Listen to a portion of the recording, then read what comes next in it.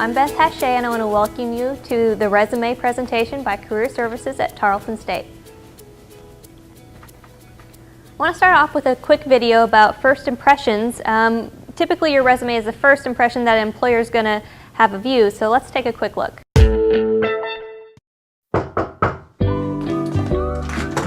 Hey, thanks for watching the kids on such short notice. Come on in.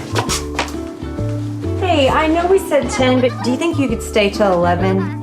Probably. Let me just call my parole officer.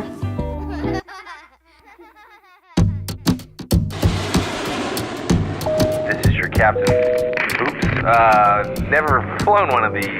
Don't push that, you idiot. That jettisons the fuel. Don't ever call me an idiot. You want to go? You want to do this right here? How's it going, Coach? Good. I want you to meet your new star running back. Son, our future is in your hands.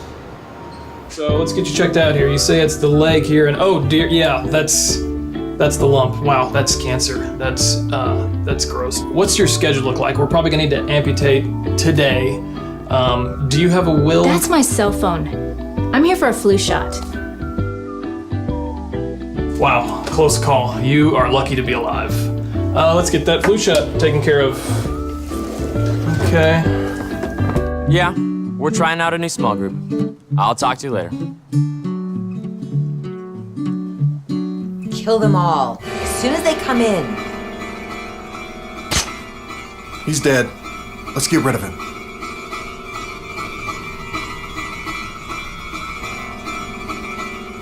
Oh, hey guys, come on in. A little bit of a fly problem. Hey, you guys, welcome to our small group. Come on in.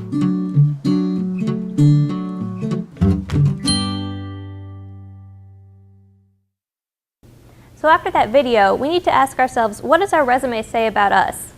So what we really need to ask ourselves is, what is the goal of our resume? There's three main styles of resumes. They're going to be chronological, functional, and combination. A chronological resume is great if your past work experience is relevant to the job that you're going to apply to. Let's take a look. In a chronological resume, the first thing we start off with is our objective. Objectives used to be a paragraph or a couple sentences. Nowadays, with hiring managers and recruiters only having about 6 seconds to look at your resume, all you need is the job title that you're applying for. So here we have the objective as a middle school science teacher. The next thing that we have is education. They're listing the name of their degree in bold first, and then their university along with their graduation date. In the meat of the resume, you find related experience. This is going to be listed in reverse chronological order, and we're going to want to highlight the things that really show off our skills and our abilities, not just our job duties. The next type of resume is a functional resume. A functional resume is a bit different than a chronological resume. This is the type of resume you want to use if you're changing career fields or if your past experience is not going to relate to your next job. So again, we start off with an objective. The main objective here is a management trainee program at Verizon Wireless. We can see down in the work history, which is closer to the bottom of the resume as it doesn't quite relate to the job title, that this person was once a shift leader at the rec center. This is important when they begin to list their skills. The skills section is the meat of a functional resume. Your skills section will be divided into three main categories. Here we have leadership, organization and planning, and communication.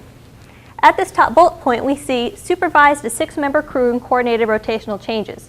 This person received or learned this activity as a shift leader at the rec center. This is something that we want to categorize for the people that are hiring us. They may not immediately recognize that supervising a 6-member crew and coordinating rotational changes at the rec center is really a skill of leadership. So these are the things we're wanting to categorize in a functional resume. Oftentimes in a functional resume, you've just received your education or you're about to graduate, and so we also want to list related courses. Here we have business correspondence, corporate management and business ethics, all things related to the management trainee program at Verizon Wireless. Lastly, we have a combination resume. This is all in the name, a little bit of both. This resume is great if you have some work experience that's related to the job you're applying to. Again, at the top, we have that one-line objective, cardiac physiology. The next portion is a summary of skills. What this does is grabs the reader's attention early.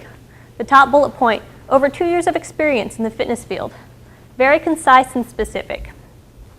They go on to list their education and then, of course, related experience in reverse chronological order, similar to the chronological resume. When we begin writing our resume, there's a few things we need to consider. First, we need to resist the urge to list job duties, things like responsibilities include and a paragraph of what we've done. Instead, we want to use strong action words to describe our skill set. Strong action words include things like administered, coordinated, collaborated, and using that at the beginning of your sentence. We want to use the correct tense. When you're using a functional resume, your skills will all be listed in the past tense. However, in the chronological and combination resume, your current job, all of those duties and skills should be listed in the present tense. Lastly, keep descriptions specific and concise while also showcasing your accomplished skills and abilities. Again, talking about what we've actually done and accomplished rather than just our job duties. Things we want to double check for. Spelling and grammar errors. Since you're creating your document in Word, Word will often alert you to if there's a red squiggle if you've misspelled something. What we really want to check for is things like at and it, of and if, it and in. Things that we typically wouldn't be caught on Word, but when reading it, it just doesn't sound right. Next is use of color. Mostly, you're going to want to keep your resume black and white. If you're going into a specific industry where you know color is accepted, such as graphic design, it's okay to use color on your resume. But typically, we want to stay away from the colored templates. Also, we want to balance the material on the page. We don't want to have a chunk of information stuck in the middle of our resume as a big paragraph. No one's going to want to read it. We want to continue to draw the reader's eye down the page. And lastly, have someone else take a look. Career Services is always open to review your resume and make sure it's on point. And lastly, things that we want to avoid. In our contact information, our email address.